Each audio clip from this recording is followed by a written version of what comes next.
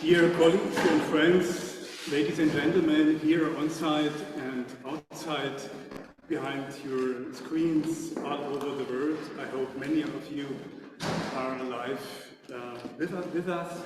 I'm speaking now also on behalf of my co-organizer, Thomas Helmut, when I say that it is a real honor and pleasure for me to welcome you today here in Vienna to this wonderful Volkskundemuseum and to our conference, Political Activism in and Through Public History. You have come to this old Central European metropolis between the old continental East and West for the next 6 days from almost all over the world. From China, from Australia, South Africa, Brazil, Colombia, China, from the USA, from England, Italy, Poland, Russia, Germany, Switzerland, from Cyprus and Lebanon, and of course, let me add, also from Austria, but this is not an achievement. This is truly a kind of a world convention of public history research, a kind of historical cultural security council of the size and diversity it should be. The occasion of this meeting is twofold. Firstly, it really seems to be time for an international and comparative exchange on a phenomenon whose importance seems to be growing day by day. It is about history activism or memory activism, or whatever you want to call this phenomenon. On the one hand, this phenomenon is old, counter-institutional, counter-traditional youth movements to change a prevailing historical consensus have existed at least since the beginning of Western modernity. Even the terminus technicus public history grew out of this sort of almost revolutionary impulse at the coast of the United States in the 1960s. At the same time, the position of activism as a whole and also of memory activism has been transformed considerably in the past 10-15 years. In a paradoxical way, phenomena of activism, at least in many Western societies, have been able to considerably enhance their reputation. Activist counter-movements have been normatively valorized and also commercially put into service in such a way that they have moved into the cultural center, that they are journalistically recognized and have become downright fashionable. In a publicized public, the activist music is playing more and more. This raises issues for academic historical research at universities to come to an understanding about. On one hand, the academe is a natural enemy of an anti-institutional and anti-traditional activism in the field of history. On the other hand, from an unbiased research that is ready for conflict, some activist action will be evaluated positively. But not everything that appears as history activism will be judged positively from us, from our side. Useful chauvinists, anti-Semites, racists also resort to activist methods and dress themselves in activist habitus. How do we as academically recognized historians and public history researchers now relate to these challenges? Are there criteria and standards? How compatible are academia and activism quite fundamentally? These are the questions we want to explore intensively in the coming days. I think we will have an intense discussion under our Twitter hashtag, BHWConf23, and also, of course, on site. I'm looking really very much forward to it. These contributions and discussions of the next days should lead as soon as possible to a book that will make the thoughts of this diverse group here available to the public in a permanent and quotable form. I thank the publishing house De Kruiter for the forthcoming publication of this book. In the 3 days of our retreat in the Wachau, following the conference, we will have much opportunity to reflect further on the contributions and chapters of this forthcoming book. The second reason for gathering you here today in the coming days is an anniversary. The upcoming Sunday marks 10 years since the first issue of Public History Weekly. I need not introduce this particular journal further in this circle. Anyway, just some numbers. Since September 2013, PHW has published 545 articles accompanied by 821, mostly detailed comments and public reviews. The journal has still about 14,000 monthly unique clients and millions of page views every year.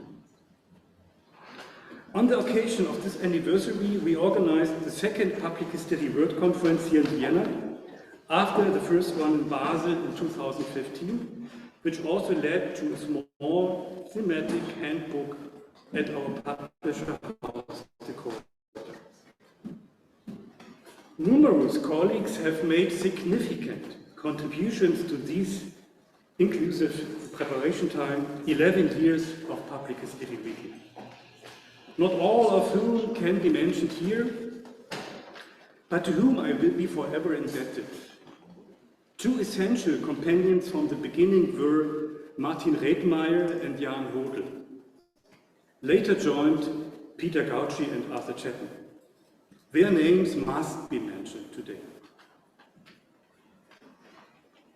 Quite considerable funds have flown into this open access journal since 2012 to cover the costs in a, let's say, makeshift way.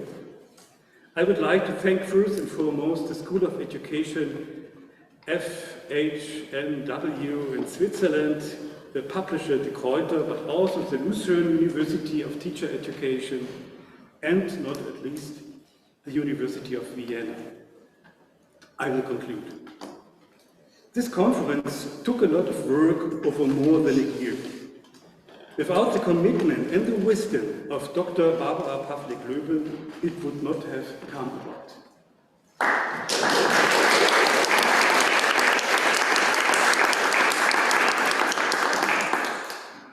Great thanks go to Michael Hollock-Schwantner,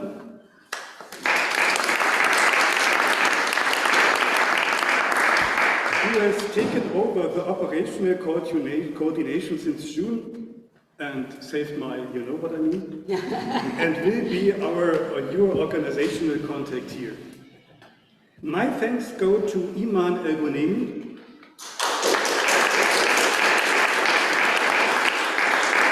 who developed and is responsible for the complicated technical concept and realization of this interactive web conference.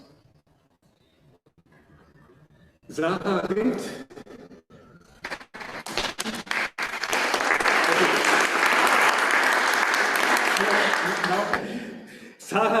Koloman Marschik on the camera, Emily Stüber,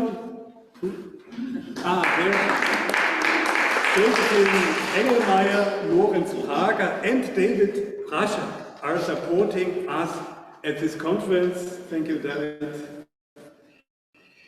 Many thanks to all. It's a great job.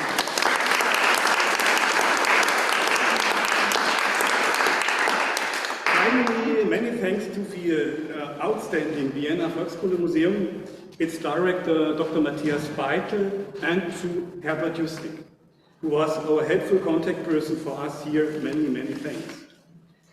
Many thanks to Thomas and my faculty, who supported this conference quite significantly. So, thank you for your patience. I hand over the floor to Herbert Justnik from the Volksschule Museum and to Sophie Wagenhofer from De Kruiter for short addresses. Thank you very much.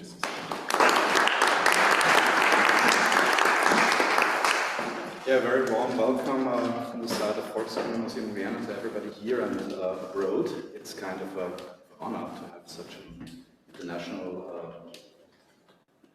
podium here. Call this big table. Actually, in the beginning, I had kind of a little difficulties to understand what is public history, and just realized, okay, it's perhaps because I'm in the midst of that field. Actually, any of our actions are mostly not directed to an academic discourse, but we mostly try to, on the one hand, translate, and on the other hand, kind of collaborate with diverse public audiences. And that may also be kind of special character for the Museum in Wien. We are kind of a small museum. We have a long tradition as a kind of ethnographic museum, not in the term of the international Anglo-Saxon ethnography or anthropology, but in terms of a kind of folklore studies museum that is concerned with the questions of what is one's own. We are also not a really big or sufficiently publicly funded museum, so we had to find out some kind of tricks how to still work on a kind of high discursive level, and therefore we collaborate a lot with, on the one hand, with academia, but on the other hand also with activists and engaged ethnographers. So a lot of our projects are born from political thinking and either are academically funded and come as a kind of a package to a museum, or they are developed in collaboration with us. And this ranges from an engaged ethnography, from action research, but also to clear political activism, and has amongst its manifold examples exhibitions on women's shelters. We had a very community-based exhibition on the first generation of Black Austrians. We have a we had a 2 years long now collaboration with an initiative called Queer Museum. They are fighting for LGBTIQ+ Anliegen, wishes, no, political endeavor. And we had one of our recent projects was a collaboration with the University of Vienna and Alexander Martosch, a project maker, very elaborated on a so-called climate court of audience, which was in the shape of a campaign, kind of real fictional campaign, which worked out to be as much as it was staged, as much as it was real, because the press took up the campaign and worked on it. We have an education department and curators that work a lot with pupils and also students, but not in a kind of representative way that we teach, but it's more in collaborative ways, so that they make exhibitions in our house. They use our spaces for their topics. And there is, and one of the recent exhibitions also was on political activism, political climate activism, which was a kind of project that made a little platform for community understanding amongst the activists, because normally they are in different NGOs and different groups. So we brought them together by tracing a history of activism in Austria via spoken word. So it was an audio exhibition that brought them all together in one place. For the first time they could have understandings. So it's a kind of a broad range where we try to engage publicly and try to open up a space for discourse, as we do with you, and that's something that you now will fit.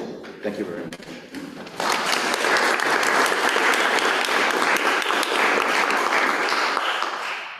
Yeah, good afternoon. My name is Sophie Wagenhofer, and I'm the director of the history department at the publishing house De Reuter. And I'm really thankful for the opportunity to also warmly welcome you here on behalf of the publishing house, who has been a partner for Public History Weekly for 10 years now. And I have to say that I joined the history department only last year, but as a historian and museologist, I've known Public History Weekly for years. And I always admired its innovative character and its openness and inclusiveness. And for us at the Reuther, it is really a landmark project. And I have to say I'm proud that it is part of our program and our portfolio. But instead of speaking about Public History Weekly, which will be anyway in the center of contention for the upcoming weeks, I prefer to use the few minutes I have here on the podium to pay tribute to the man who initiated this great project and kept it running for 10 years, Marko Demantowsky. And I think that this is the moment to thank you, Marko, for all the work you invested into this project, and I won't do this alone.